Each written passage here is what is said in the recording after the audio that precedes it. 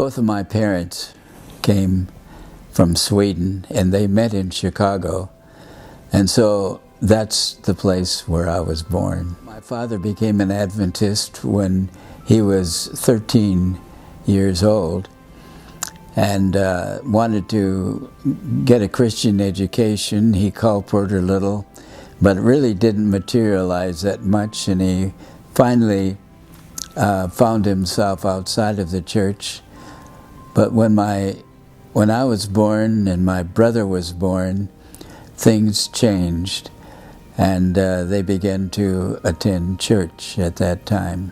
My mother passed away when I was 7, and about 2 years after that, my father remarried, and fortunately he chose a lady that wanted Adventism as well, and so that gave me a chance to have in the home a stepmother who guided me in spiritual things. When I was between 13 and 14, we were living on the farm, and my mother had asked me to go and pick up the mail, and we lived about a quarter of a mile from the mailbox, and just as I turned around after picking up the mail, I heard a voice.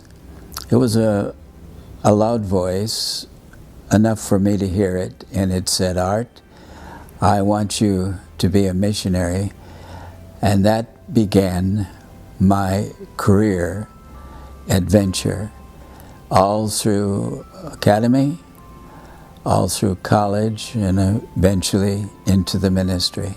I wasn't able to get into the ministry the first year out of college because at that particular time, the World War II veterans were graduating, and they flooded the market of ministers. But so I taught the first year out of college, and the spring of the next year, I was invited to go to Carlsbad, New Mexico, as part of the beginning of my ministry. Then eventually up to Dalhart, Texas, up in the Panhandle. Then I was sent to New Orleans and enjoyed it. It's one of my favorite cities. Then Little Rock, Arkansas, Gentry, Arkansas. Out on the West Coast, Carlsbad, and to Stockton, California. Back to Iowa. When I went to Iowa, I was ministerial director for Iowa, Minnesota, and Michigan.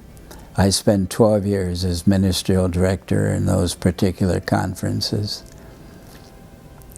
And then went to Syracuse, New York as a pastor, and then down to Fletcher.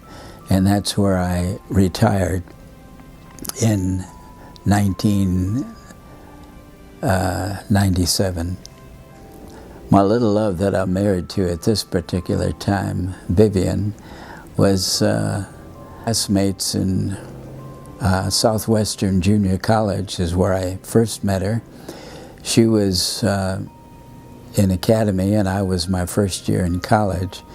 But we met, and my late wife was a real good friend of hers. And of course, I became a good friend of her late husband because he lived in the dorm.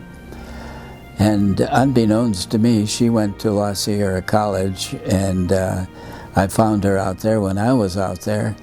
And we graduated in 1952. Never knowing that one of these days I would not only see her again, but invite her to be my wife.